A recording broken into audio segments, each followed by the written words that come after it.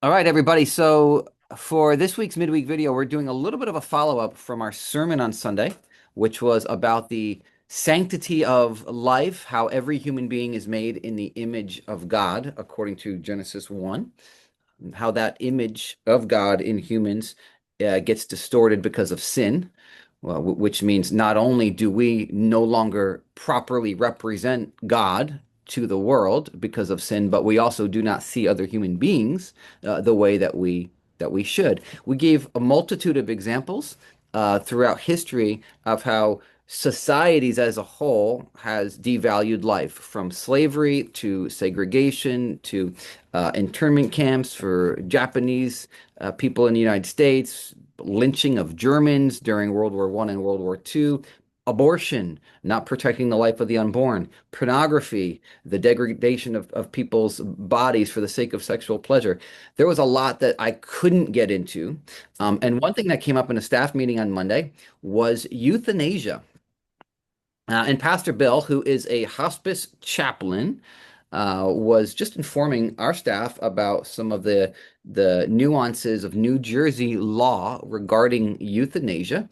And we thought this would be worth tackling in a midweek video. So, Pastor Bill, tell us about the law in New Jersey regarding euthanasia. Yeah. And even So, for people maybe young people aren't even aware of what euthanasia is. What yeah.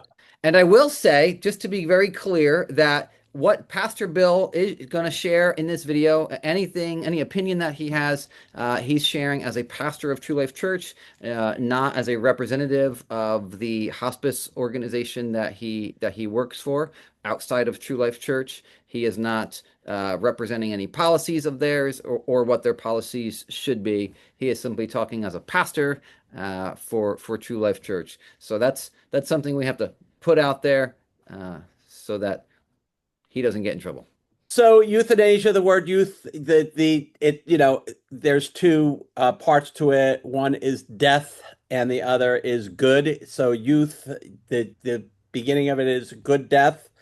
So it's basically saying that there is the potential for a person participating in a good death. And so in some places around the county, the country, for instance, in Seattle, which was a pioneer of this, what that would look like is a doctor um, providing the means for a person to take their own life if their life in the judgment of that particular individual, their life was no longer having the quality or the joy that they would want, and so that would be quote unquote a good death. Which I think that even the words that we use surrounding words like this, are just acts like this just show our human heart that we don't really want to say what we're doing.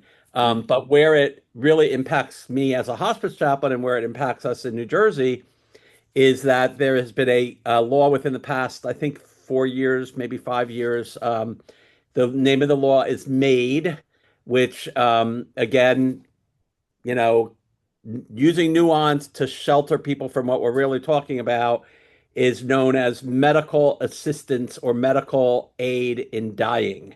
That's what MAID stands for, medical assistance in dying. And so what that would mean is that if a person um, decided that their life no longer had the quality that they wanted, either because of a terminal illness or, the slippery slope is that it could be for any reason. I just have psychiatric issues. I can't deal with it anymore, whatever. Um, that would get to the point where a person can go to a physician. In at the last I heard, I think there were maybe four physicians in New Jersey who were providing this assistance or in participating in euthanasia. You could go to that physician. They give you a kit of medications, and you self-administer those medications and end your own life. That is what the law in New Jersey um, provides for individuals. Hmm. Yeah, where that impacts us in hospice is in two ways. And I'm only speaking for the agency that I'm part of. I don't know about other hospices in the state of New Jersey. Right. But when this law first came out, we had to make a decision as a agency what our if at any, what role we would have in this. And the reason that it is important is that there are families that say to us, hey, I have had people say to me, oh, if I had a dog who was suffering like my mother, I'd put that dog down. Why can't we do that for my mother? These are the kinds of things that people say to me.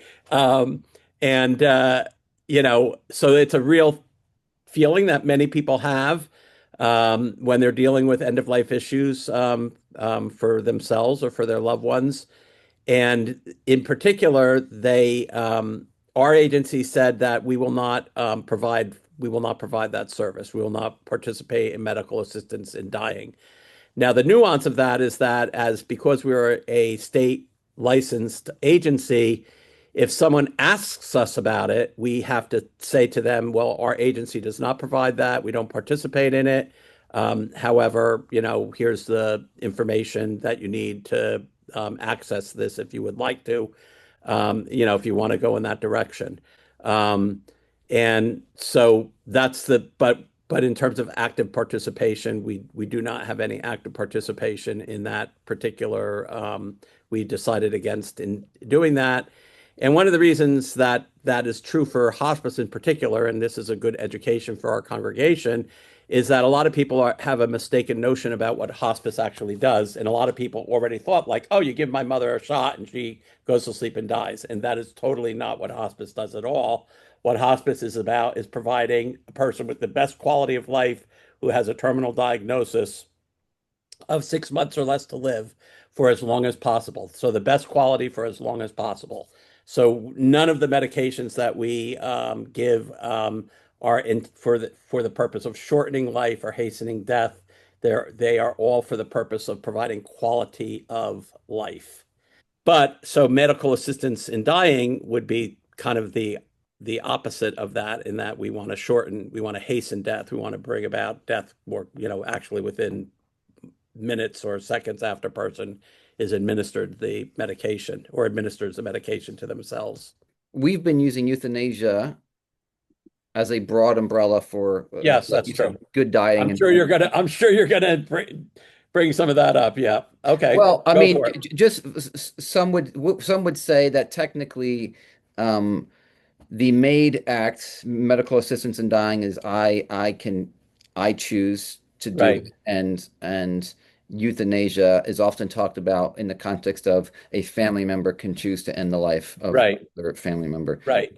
To me, that I know that distinction, and that's from a legal perspective, that is a correct distinction. But I don't think that I think it's semantics. Yeah, You so know? we're talking about you choosing to end your own life. That's Yeah. that's what Yes. this conversation is about. Yep. Yep. Um, Yeah. And so, I mean, even though MAID is legally distinct from euthanasia, it still is taking, action that it's intended to hasten a person's their own death. I mean, I know. So I have a friend in California. I'm not going to say his name, and he might end up watching this. He was put on hospice. He was not given 6 months or less to live.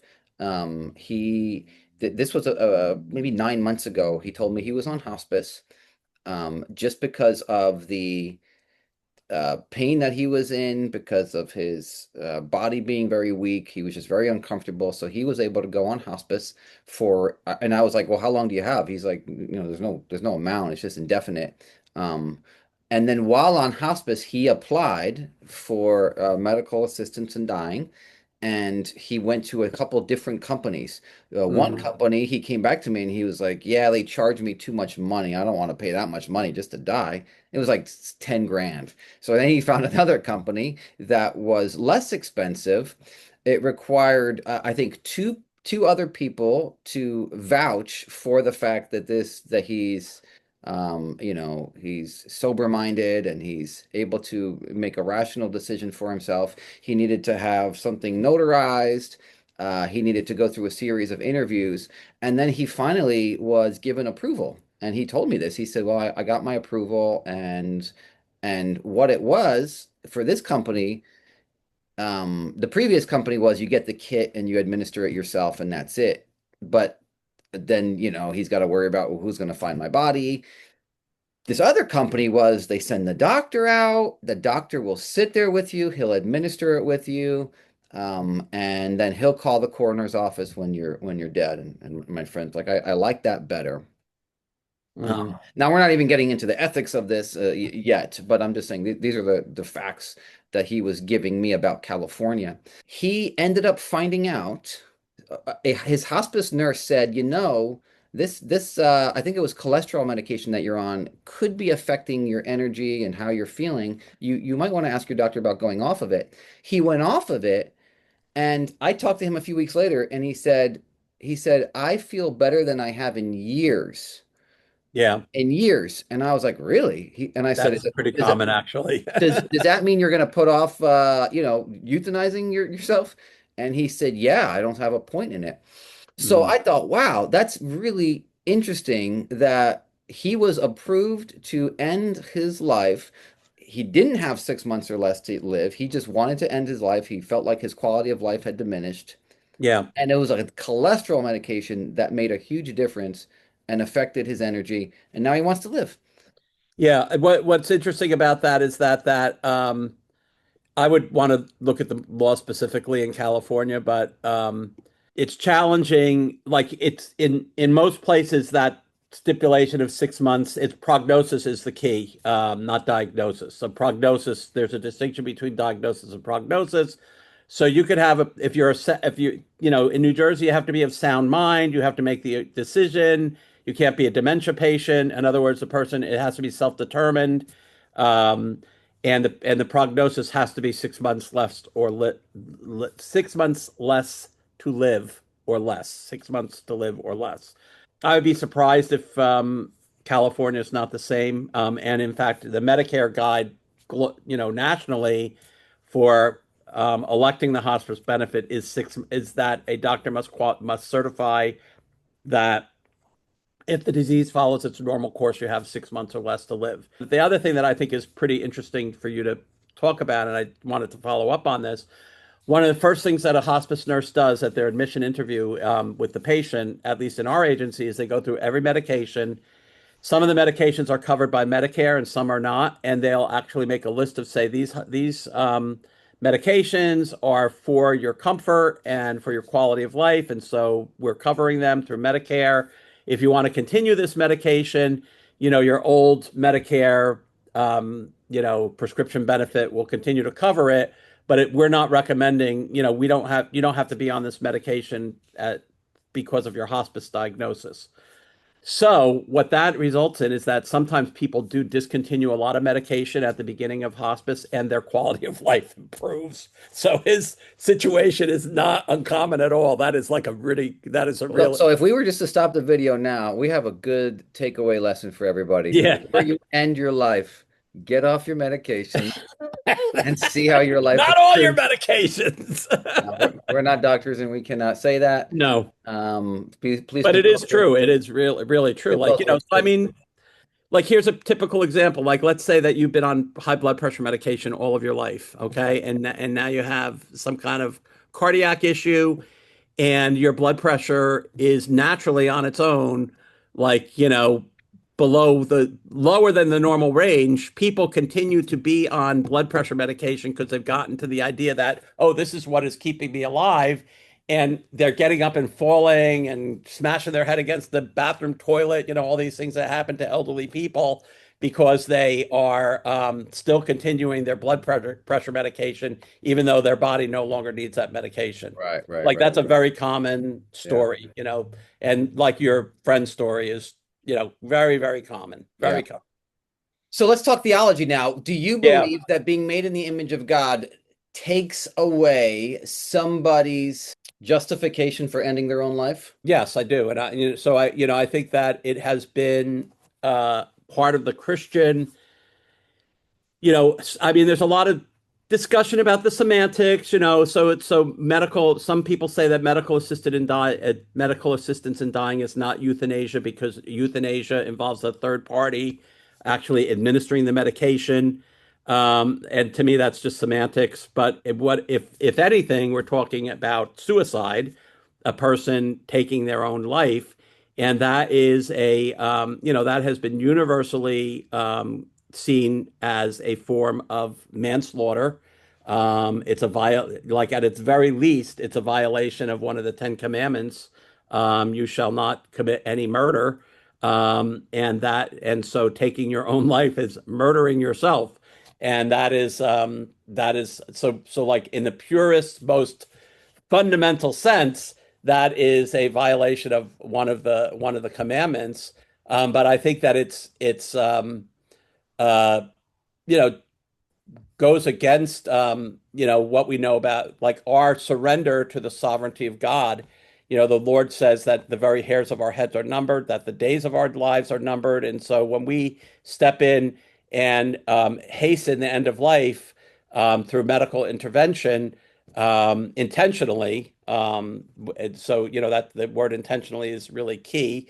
When we're doing that intentionally, we are stepping in and we are taking God's place. And so that's for me like one of the really, really key things. Can I, You know, yeah, can I yeah, play devil's advocate here? sure. I'm not. I'm not advocating for euthanasia. Let me preface it by saying that, but let me just play devil's advocate because I would think that there's people watching who go, but what about? So let me just ask a few questions.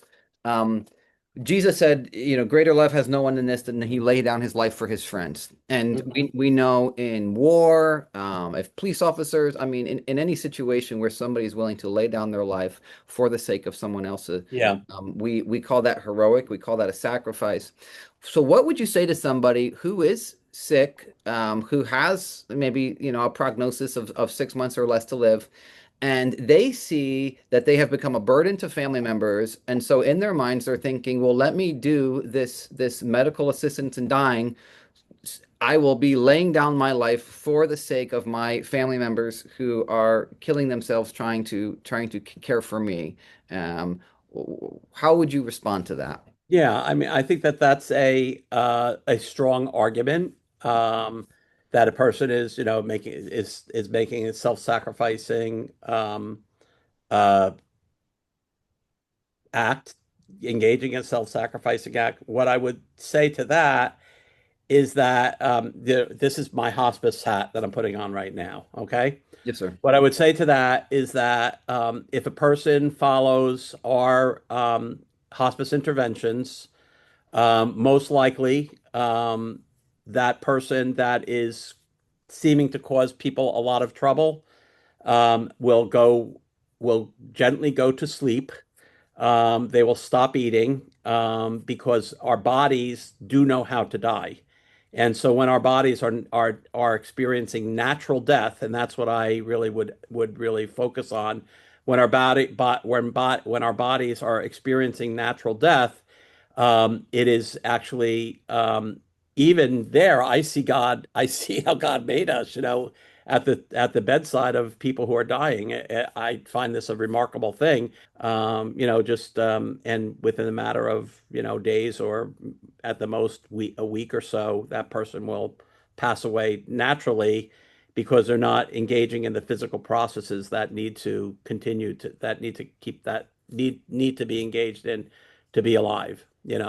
So that's what I would say about that. And then the other thing is that, like, I also think that there's like, when, again, as a hospice chaplain, like when a person is following hospice interventions appropriately, one of the things that like we can provide for people is we can provide for an opportunity for them to have some days in which they are lucid, they are awake and alert, they're able to have loving conversations, joyful conversations with their loved ones.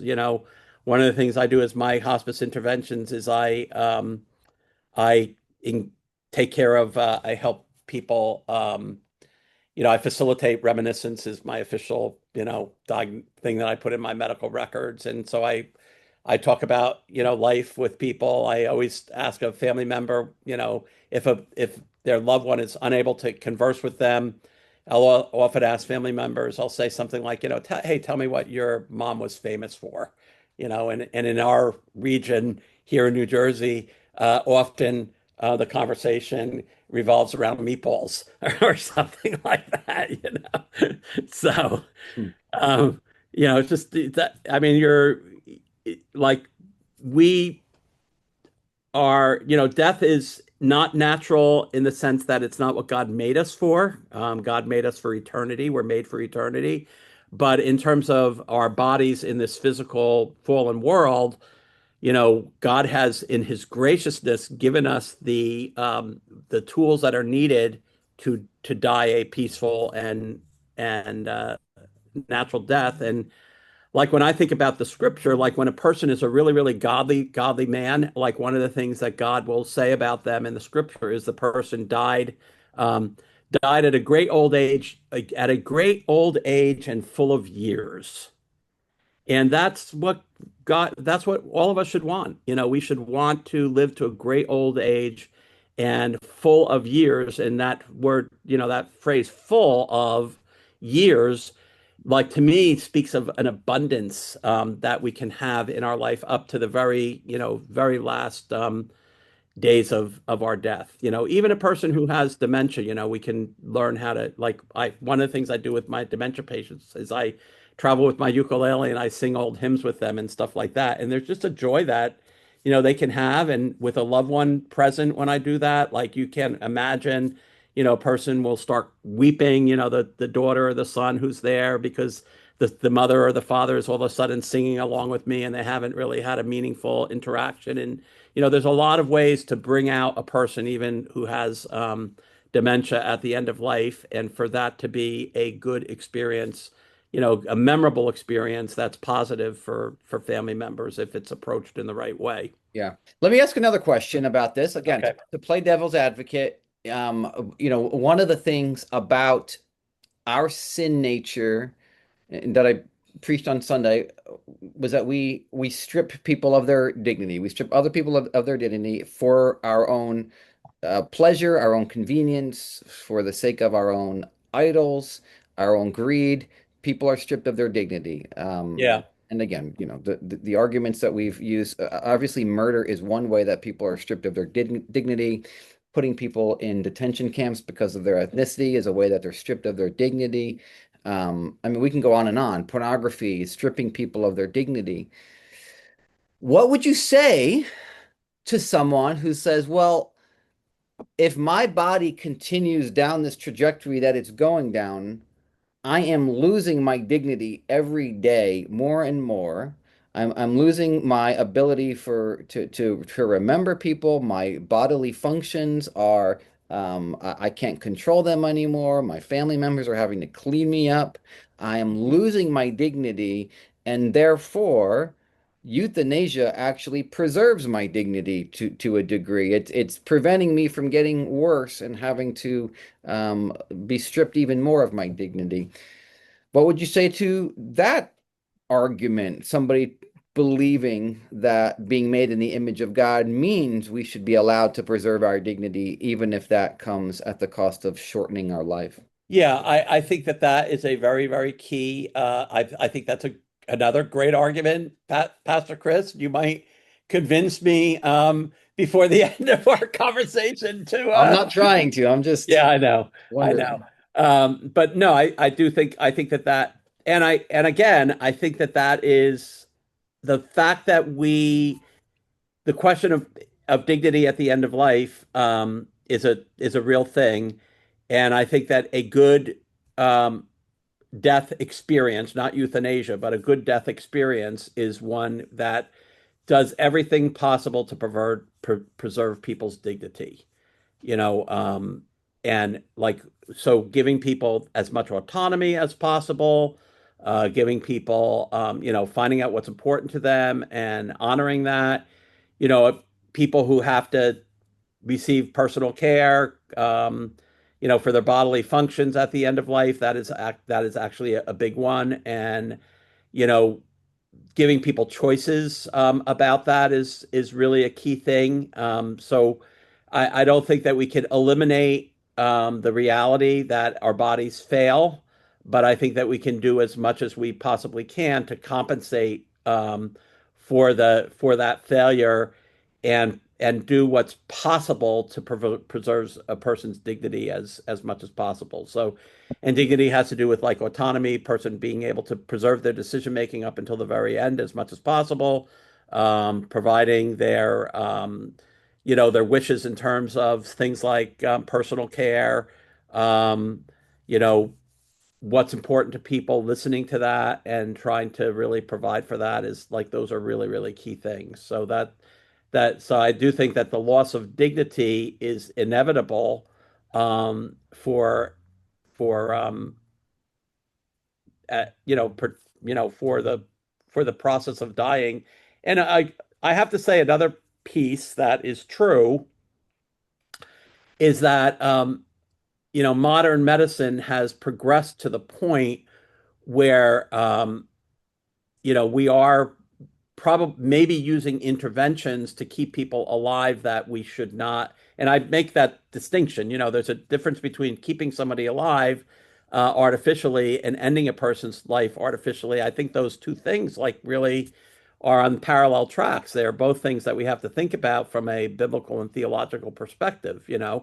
Um, so I so I think that unfortunately there's a positive side to this and a negative side to this. The positive side to this is that I'm seeing more and more very alert, oriented, very self-contained people who are, well into their hundreds. I've had a patient who's 106 years old who was able to get up, dress themselves, have their glass of wine with their lunch and dinner every day, and just enjoyed life. Held court, people were visiting them all the time and stuff. So that's one possibility. The other possibility is people hanging on to life because they don't want to face they don't want they're fearful of what comes next. They're fearful of facing God, whatever it might be. They don't have a strong belief in in the afterlife. So use everything that you possibly can to keep me alive. That's the flip side of euthanasia. That is another way of not respecting um, our human dignity. And I think that the big thing is that like we have to like for me, I've thought about a lot about the end of my life because I do this all the time, and there's going to come a point in which I am going to say, my life is, I'm surrendering my life to God and letting God deal with what my end will be. And that grows out of my belief in God's sovereignty and that my life is in his hand. And I hope that's not anytime soon. I'd like to live into my 90s and have a really good brain and good presence so I can keep serving here at the church um, well into my 90s. So, Hmm. hopefully that's what my future holds. But who knows? Hmm. That's, yeah.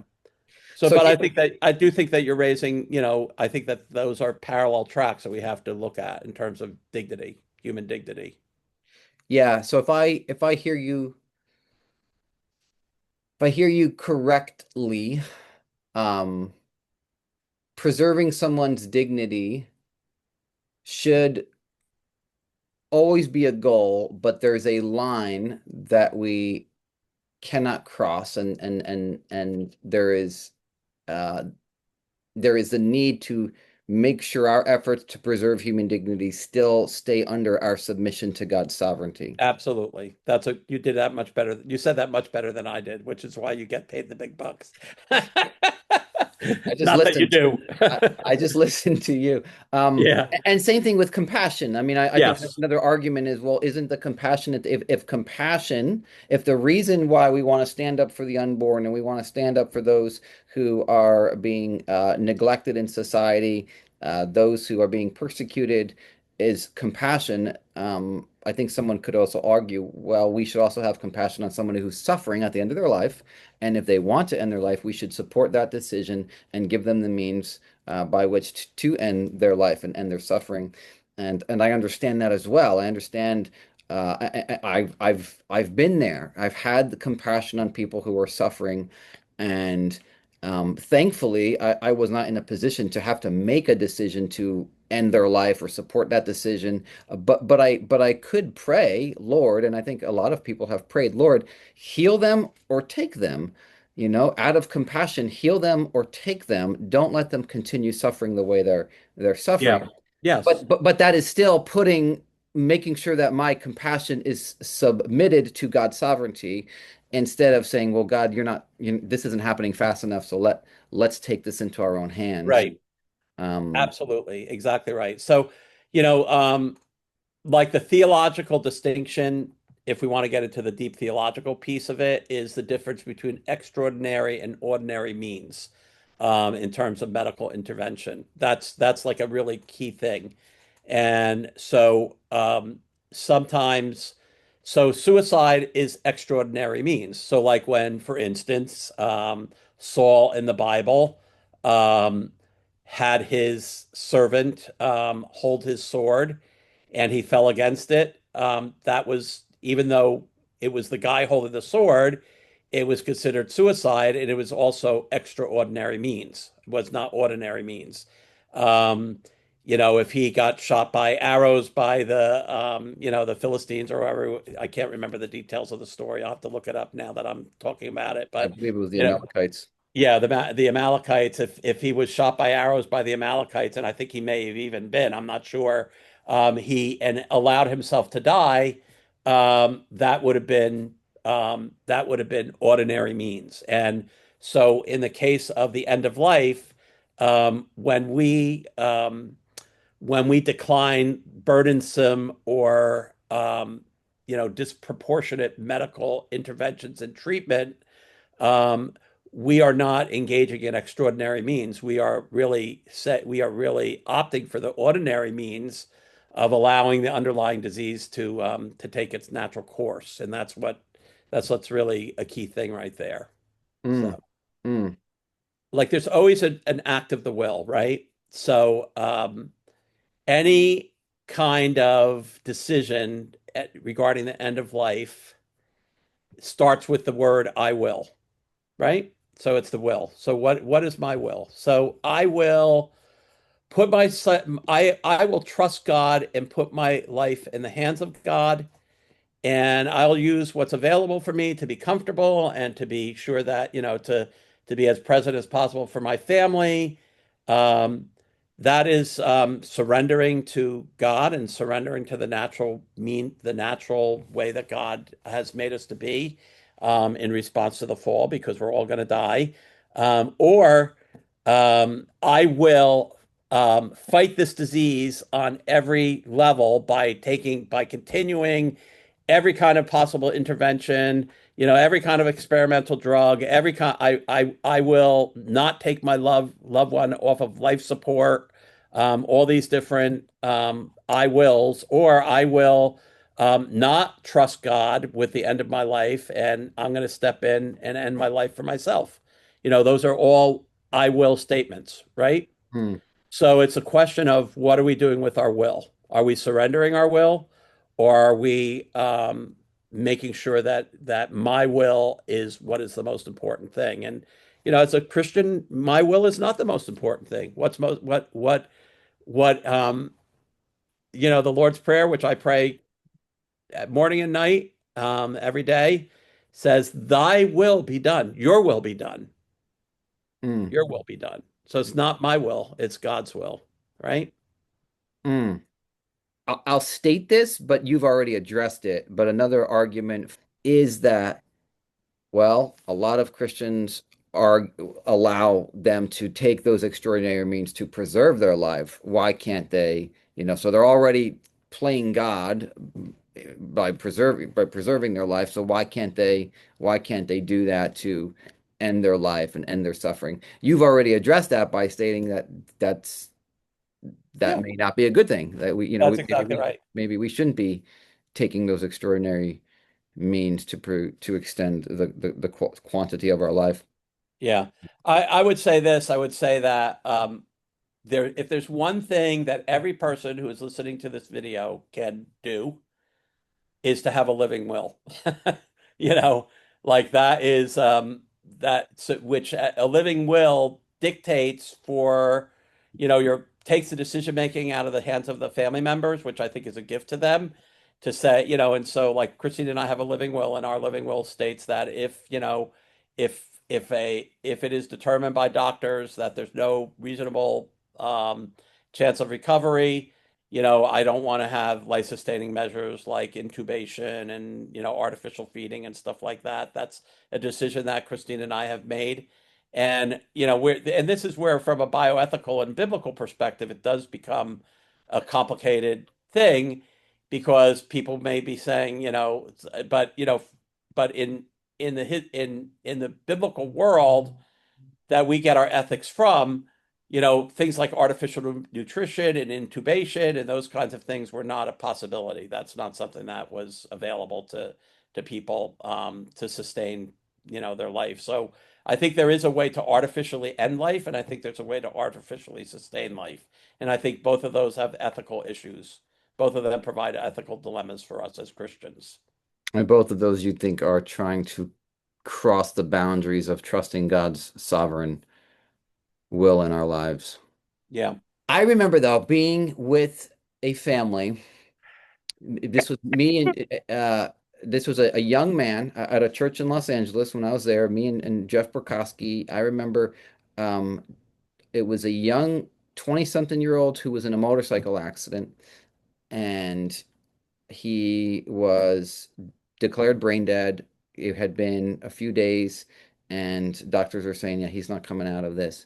And the family was going to take him off the machines. And I remember sitting with the family, me and Jeff, and making the case to leave him on those machines for a little bit longer because we had people almost round the clock praying over him, praying for healing, praying for a miracle. And we were trying to make the case to the parents, like, give it a little more time. Mhm. They I've they weren't they been weren't there.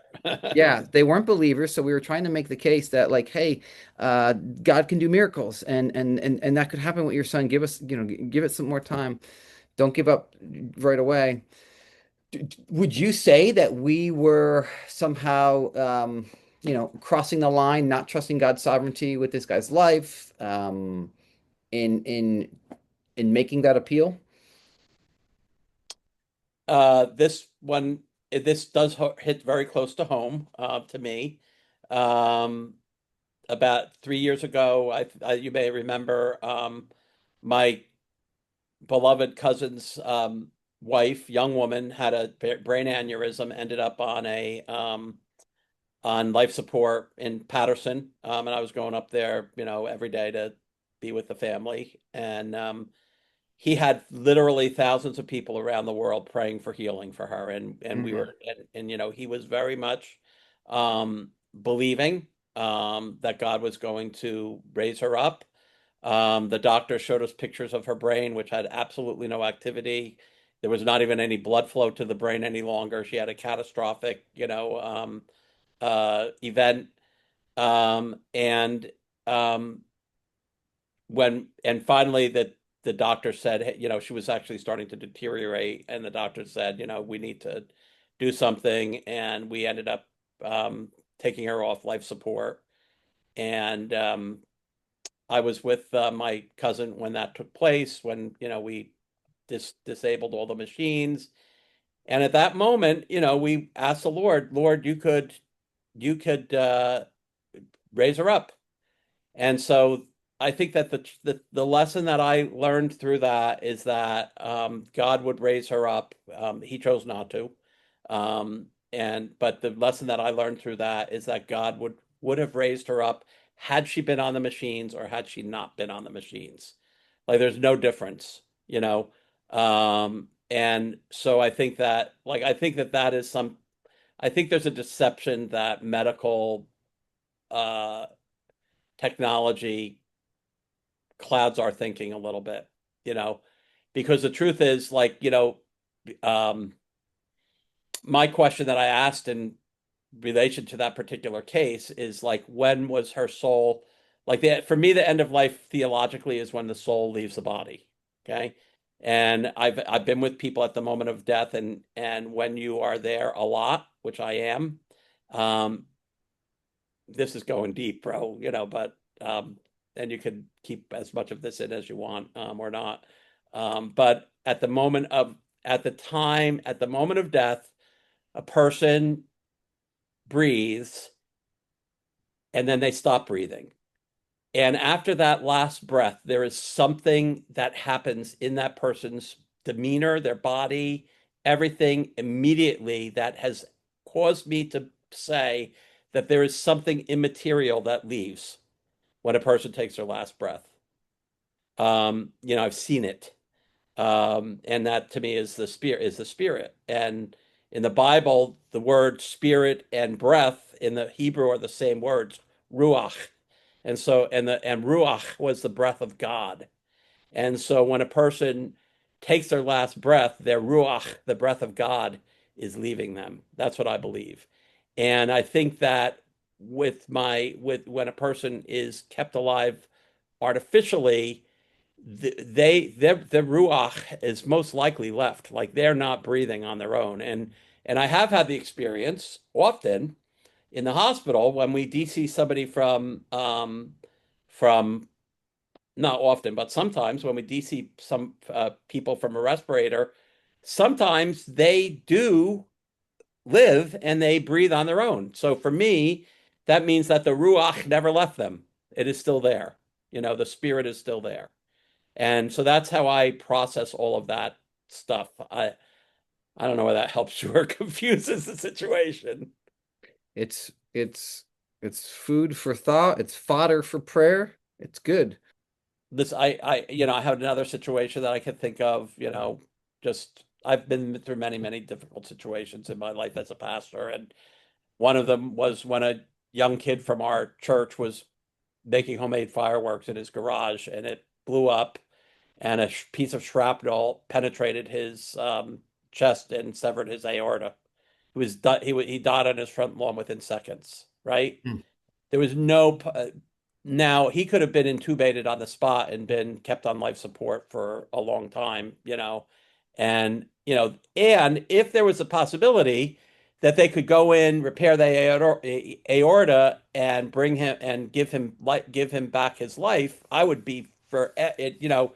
But we just need to keep him alive for long enough. What we have technology to start pumping his own blood, whatever it might be. Like if that were the case, like I think it's what the potential outcome is of a particular situation. That's what I would look at.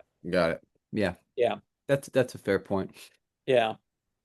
Yeah, That's so good. and I do think that for the sake of families, like when a younger person is involved, yes, they are much more liberal in terms of providing. Our medical establishment is much more liberal in terms of providing life-sustaining measures because it gives the family time to process and to make decisions. Right, and then the other thing is that it's got to do with our theology of prayer, Pastor Chris, and that this is like one of the things that I really struggle with the modern healing movement. I mean, I'm a very, very strong advocate in praying for the sick and pursuing divine healing. But I think that there is a false idea that if we get enough people praying and we have the right people praying, God is going to do something as opposed to, and we are, and it becomes a man-centered thing when what our focus really needs to be on is Jesus, you know. Yeah, So that is like so that's another whole piece of the picture. that's good. It's good, brother.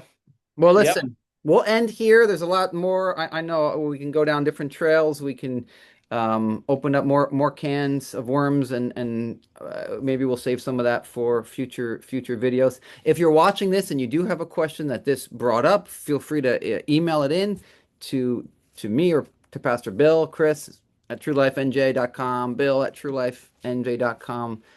We've got other questions we're planning to address in future videos. But thank you, Pastor Bill, for jumping on. We'll end it there. Yeah.